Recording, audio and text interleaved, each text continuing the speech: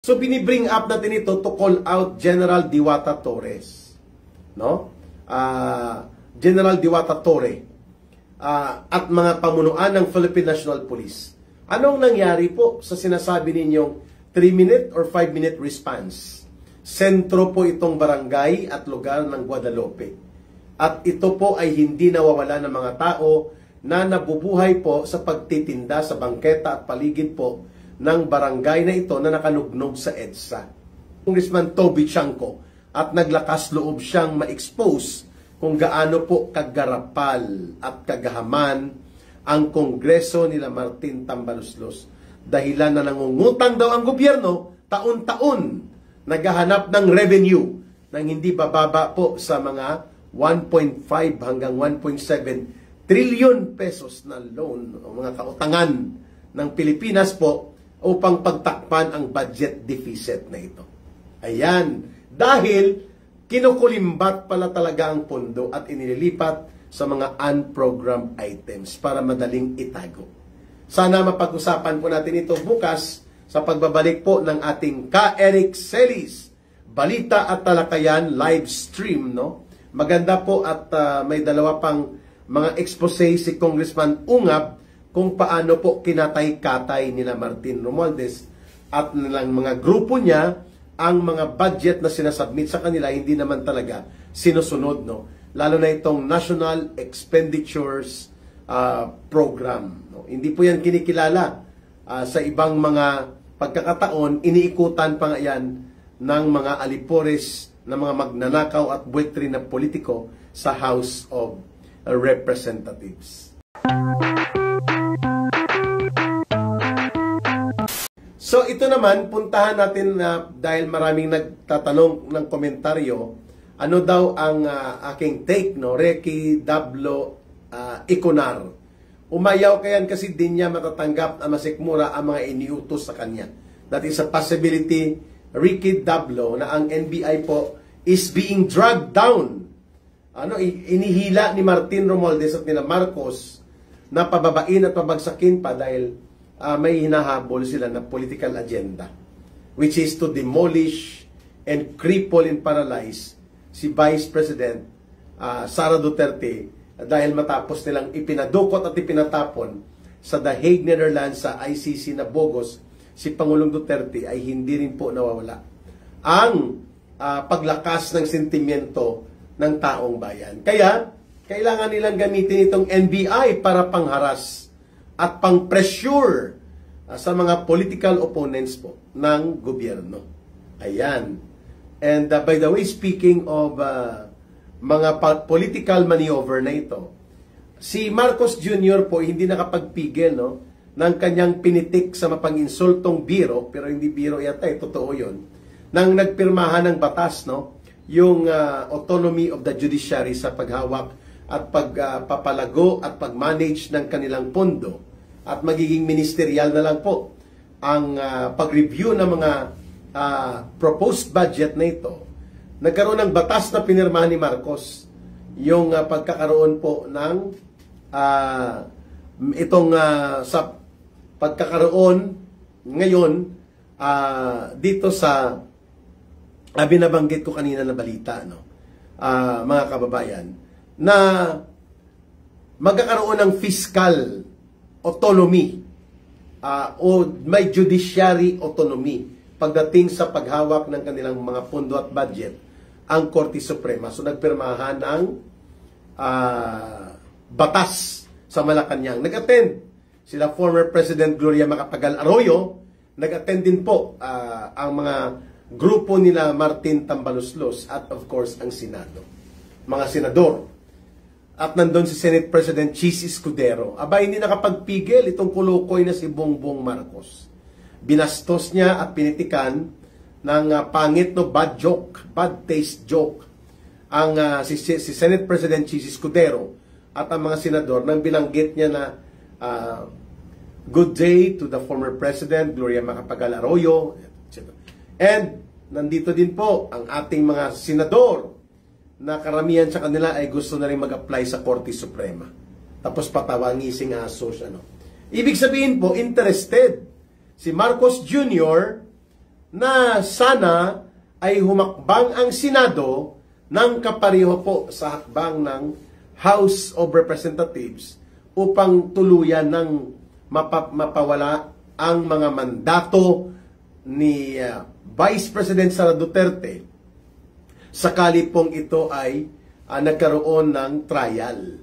So, masakit po yun ay nandito rin po ang ating mga senador sa pamumuno ni Senate President Sisi Escudero na ang karamihan sa kanila ay gusto na rin mag-apply sa pagka-hukom sa Korte Suprema. No, kabastusan po yun, kapareho ng kanilang bata-bata na bastos din at walang hiya ang tawag ni Senator Marcoleta dito kay Vice Ganda. Pikon si Marcos, no? Dahil hindi po nagtagumpay ang kanilang maitim na balak, mga kababayan, natanggalan po ng mandato na ibinigay ng 30 million Filipino voters si Vice President Sara Duterte. Lahat ng galaw nila palpak, no? Bumabalik sa kanila at nagsusurvive pa rin po ang mga Duterte sa kanila in spite ng ginagawa po nila. Kaya ayan, ang impeachment na gimmick niya na all along si Marcos was trying to appear innocent, hindi na nakapagtiis, hindi pala sa innocente talaga. Ayan. So, puntahan natin po ang itong nagtatanong sa akin, no, paulit-ulit ko na ito nakikita na tanong. Ano daw ang take ko dyan sa kaguluhan ng mga vloggers nagkampo-kampuhan na? Kampo Maharlika Harry Roque at kampo nila dito sa grupo po ng mga nasa Hague at iba pang mga vloggers na dito naman sa kabila, no?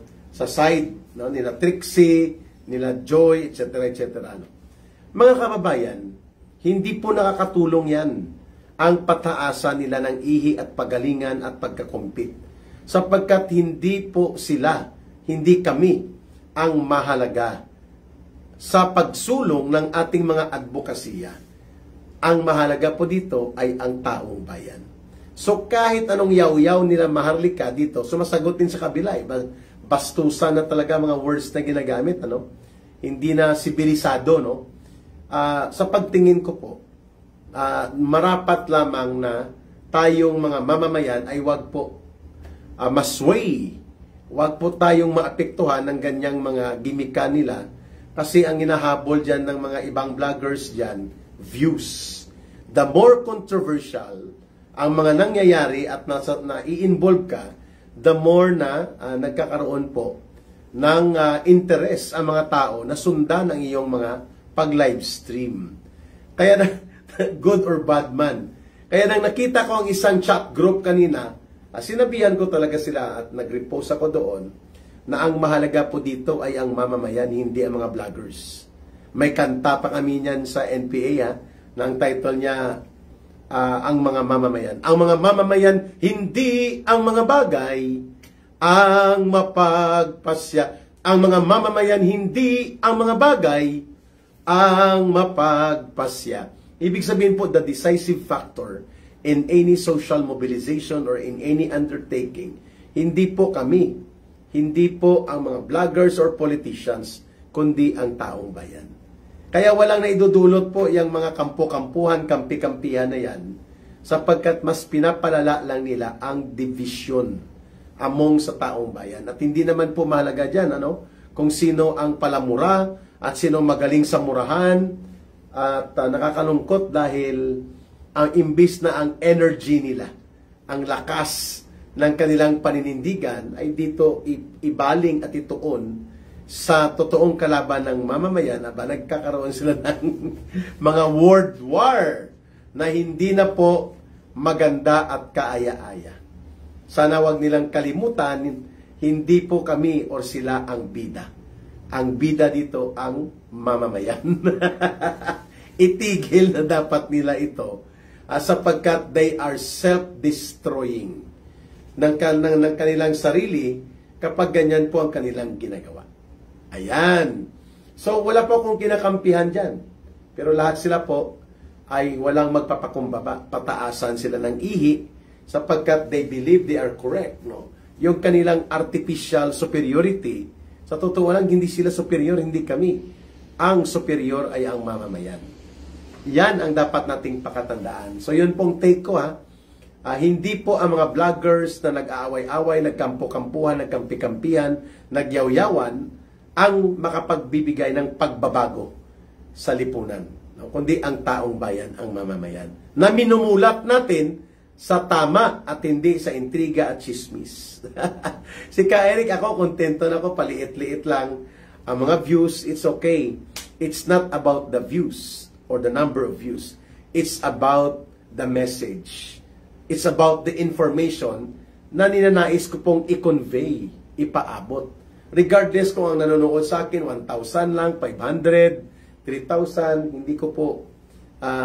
hindi po ako nakakaramdam ng anumang insecurity. Kasi sapagkat alam ko po kung anong kapasidad ko, alam ko rin po kung anong purpose ko. So, bagamat may income din po ang ating YouTube, pero maliit lang kung ikukumpara sa iba, hindi po ako nagko-content ng intriga, ng yaw-yawan, ng mga personal na mga atakihay. Kasi hindi po yan professional, hindi po yan nakakatulong sa pinakasentro ng layunin bakit tayo nagla-livestream, nagba-vloggers.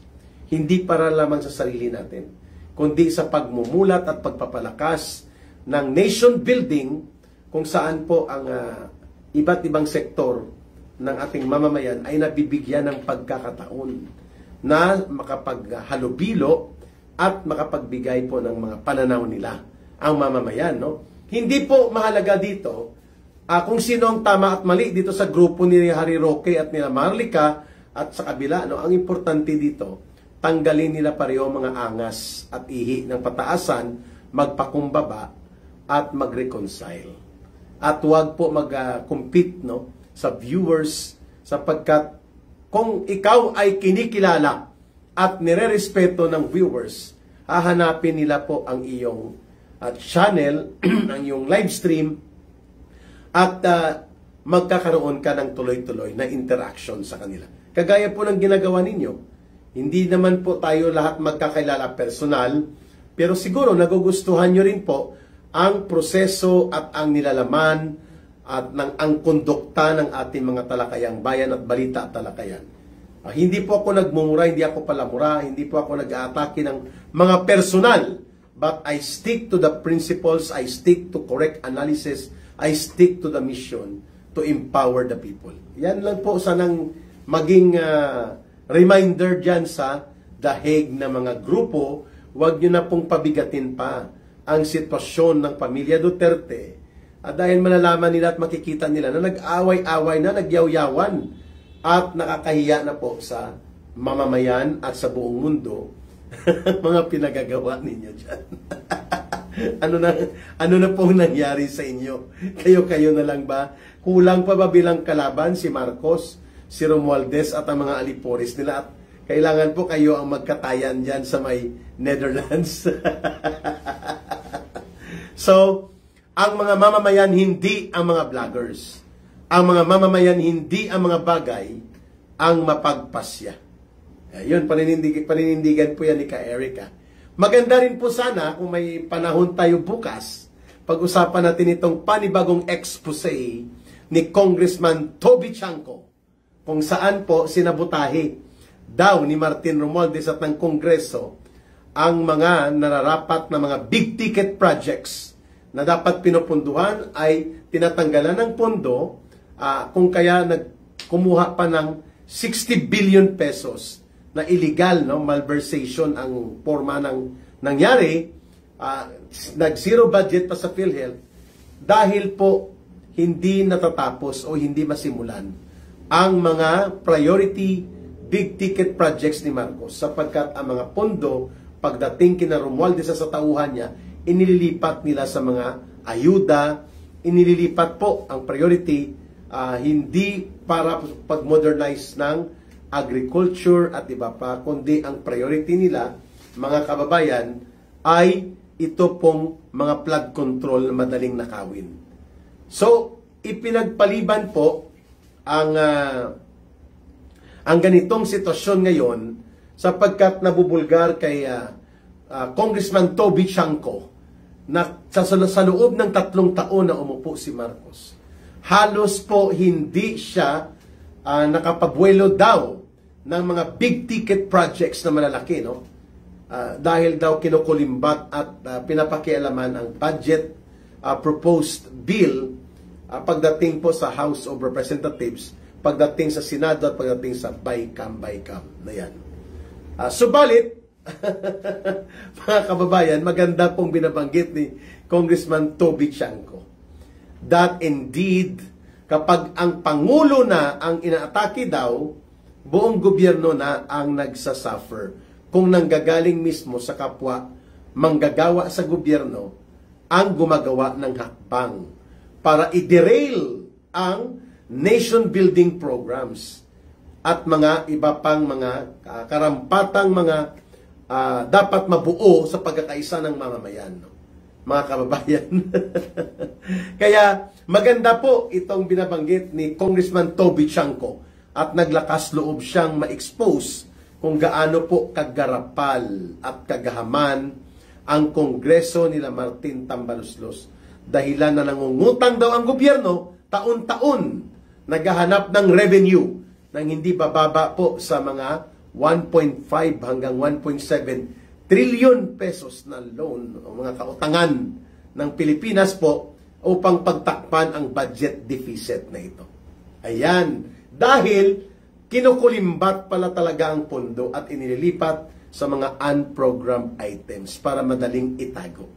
Sana mapag-usapan po natin ito bukas sa pagbabalik po ng ating Ka-Eric Celis Balita at Talakayan live stream, no? Maganda po at may dalawa pang mga expose si Congressman Ungab kung paano po kinatay-katay nila Martin Romualdez at nilang mga grupo niya ang mga budget na sinasubmit sa kanila hindi naman talaga sinusunod, no? Lalo na itong National Expenditures Program, no? Hindi po yan kinikilala sa ibang mga pagkakataon, iniikutan pa nga yan ng mga alipores na mga magnanakaw at buwetri na politiko sa House of Representatives. Kay Ka-Eric at nagpaabot ng kanilang concern, mga manggagawa po ito sa isang unit or branch ng Samsung Store. Dito lang po yan sa may EDSA, no? Malapit lang yan sa Guadalupe, Boni area, no? Mga kababayan, itong sila Emmy Preti, yun ang pangalan niya sa Facebook, si Veronica at si Joshua. I hope na makakahabol sila sa ating live stream, no? Kasi yun po ang dahilan kung bakit ang title natin po, sabi ni Hans Jia, currently nag-aaral sa YouTube ng accounting app, pero maya na yun, Ka-Eric muna. Thank you, Hans Jia. Yeah, I'll request for your time muna, no? Mga kababayan, Leia Rios Emiliada, Boyser Bulacau, and Irel Machong, watching from Kawasaki, Japan, Rogelio Garcia. Kung mapapansin po ninyo, ang title na nailagay po ni Ka-Eric sa ating balita at talakayan ay The Criminals Are Back on the Streets Again. Sapagkat ito po sila Emmy Preti, si Veronica at saka si Joshua, isa lang po ang kanilang shop na pinapasukan. Ito po ay Samsung Store. Hindi ko na lang po babanggitin pero malapit lang dito sa area ng Guadalupe o yung tulay na tinatawag sa Makati, no? At nang magkausap po kami kanina ay binanggit nila na kagabi nung the other night, may isa silang kasamahang babae na tinangkang hold upin o nakawan ng 4 na kalalakihan dyan sa may Guadalupe. Ito yung tulay, no? Pag sinabi pong Guadalupe, 24 hours po yan ay matao sapagkat yan ay sentro na barangay ng Makati na nakadikit sa EDSA, pati po sa office ng MMDA. I think the barangay there is Guadalupe Nuevo. At kapag pumupunta ako noon sa SMNI, sa building po ng sa SMNI News Network, dinadaanan ko po itong Guadalupe. At may station ng MRT dyan. At the same time, may police outpost po dyan sa sentro mismo ng market ng Guadalupe. Subalit kagabi daw, mga around 9:30 to 10 o'clock, nang umuwi na sila, itong kasamahan nila Emmy Preti, ni Veronica at ni Joshua, ay pinalibutan po siya ng 4 na lalaki at tinangkang hold upin. Subalit sa bilis ng kanyang reaksyon, bigla siyang tumawid sa gitna ng EDSA, patawid sa kabila, kaya naputol po yung pagtatangka ng mga hold-uppers at hindi nakahabol dahil grabe na ang salinsinan ng mga sasakyan. Mabuti po at mabilis ang kanyang reaksyon dahil naka-adrenaline rush pa po siya. No? Bakit ko po ito binabanggit? Kasi yun pala ay pangatlong insidente na ng hold-up dyan sa Guadalupe. So saan ngayon ang ipinagmamayabang ni Marcos Jr. at nila Nicolas Torre, si General Diwata Torre, na pa-demonstration pa sila ng tinatawag nilang 5-minute o 3-minute response. Ito, kagabi lang nangyari sa isa sa pinakamataong lugar ng area ng Makati along EDSA pa, mga kababayan, itong Guadalupe, pag-akyat mo EDSA na, tinangkang hold upin po itong babae na empleyada o manggagawa sa isang store ng Samsung. Dito lang po sa area near Guadalupe, Boni area actually. So, ano po ang ipinapakita nito? At ako po, nasaksihan ko ang mga balita dito within Makati, which is a business district, even sa BGC, na parang Manhattan na kung sa New York, yung Bonifacio Global City po, ay mayroon na ring 2 insidente ng pang-hold up. At even dyan sa may Salcedo Street ng Makati, na nakadugnog lang po ito sa isang sa Ruas Avenue ng Makati. So malinaw po na nawala na ang mga fear factor sa mga masasama na mga elemento ng lipunan. Hindi po kagaya noon sa panahon ni Pangulong Rodrigo Duterte again. We hate to compare but we cannot avoid to compare. Kasi yan po ang totoo.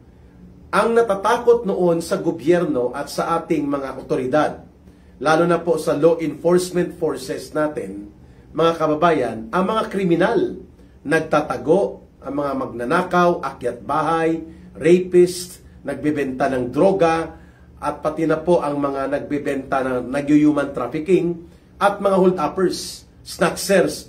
Lahat ng ito po in a matter of 6 months, na una pa lang na umupo si Pangulong Duterte noong 2016, umabot po sa almost 68% ng mga index crime ang bumagsak in the first 6 months ni Pangulong Duterte nang umupo siya bilang Pangulo noong 2016. 68% is a very high na statistics na bumagsak ang index crime. Pag sinabi pong index crime, ito po yung mga crimes against persons and against properties.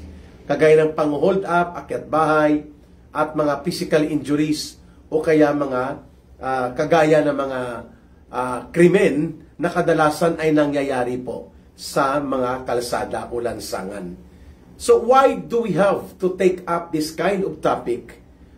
Para kay Ka-Eric po, hindi isolated ang insidente na iniulat ng mga manggagawa ng isang Samsung store na kinausap ako kanina. Sabi ko, makikinig kayo kung makakahabol pa kayo kasi naka-duty pa sila hanggang 9 o'clock. Kung hindi, i-replay nyo na lang at tatalakayin ko yan. Na ang title ko ay Criminals Are Back Again on the Streets. Which exactly yun ang ginawa ko, mga kababayan. Hindi po mamamayagpag at magiging malakas ang loob nito ng mga magnanakaw at mga masasama ang loob ng mga kriminal at walang pakundangan at pagrespeto sa mga mamamayan kung malakas po ang gobyerno sa pagpapatupad ng batas. Ingat ka palagi, Ka-Eric. Keep up the good work always. So binibring up natin ito to call out General Diwata Torres. No? General Diwata Torre at mga pamunuan ng Philippine National Police. Anong nangyari po sa sinasabi ninyong 3-minute or 5-minute response? Sentro po itong barangay at lugar ng Guadalupe.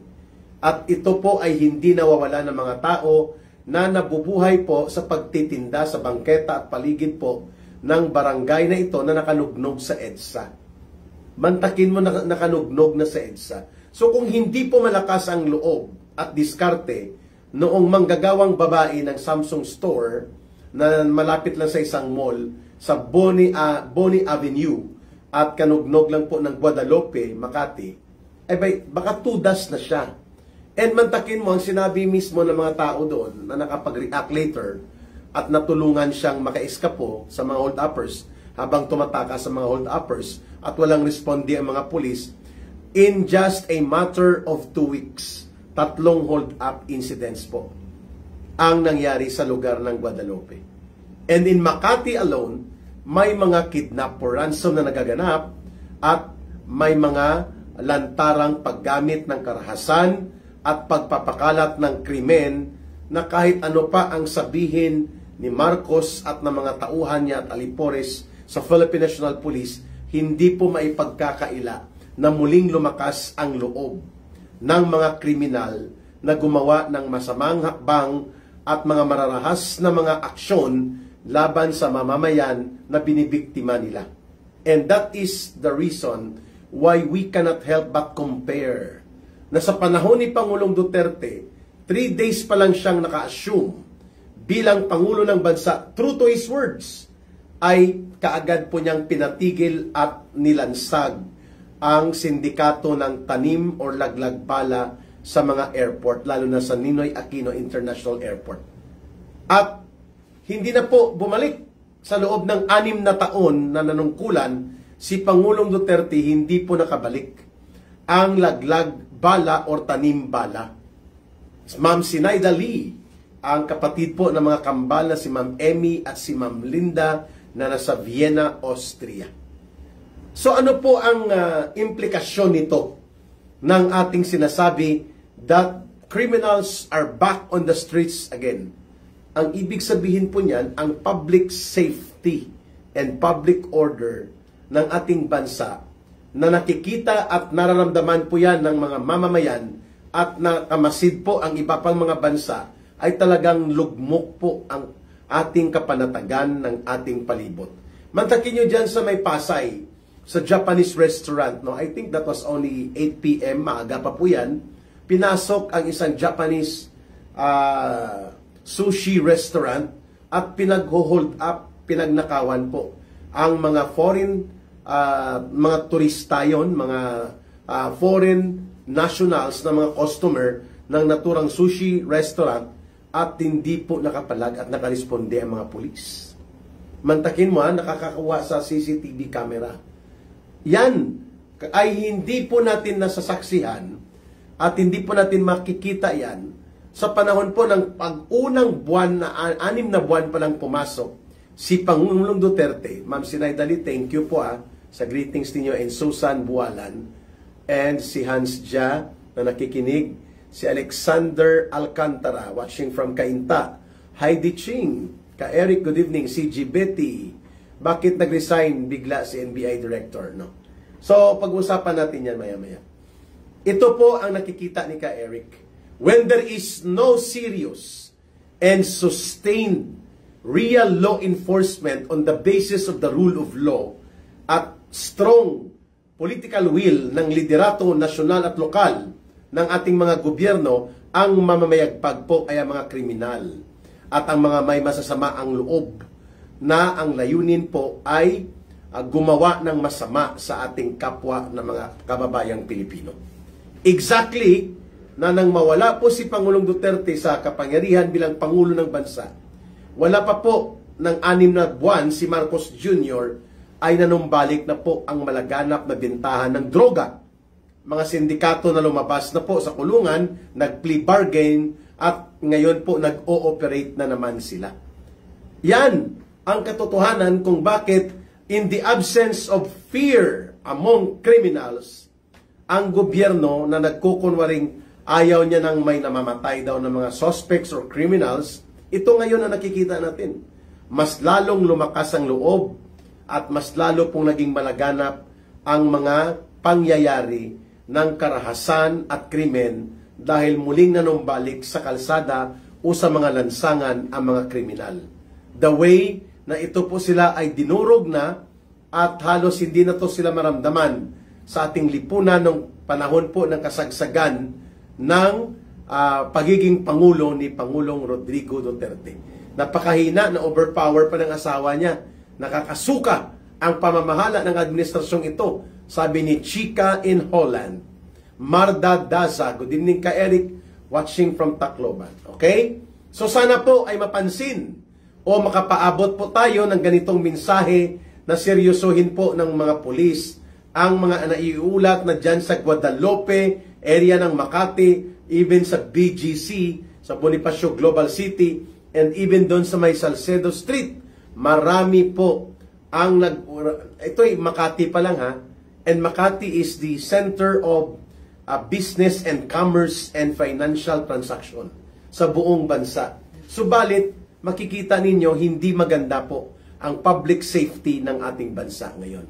Good evening ka Eric from Florida. Uwi ka na pala sa Pinas. God bless you. Inday 32 Nopio. Ayan.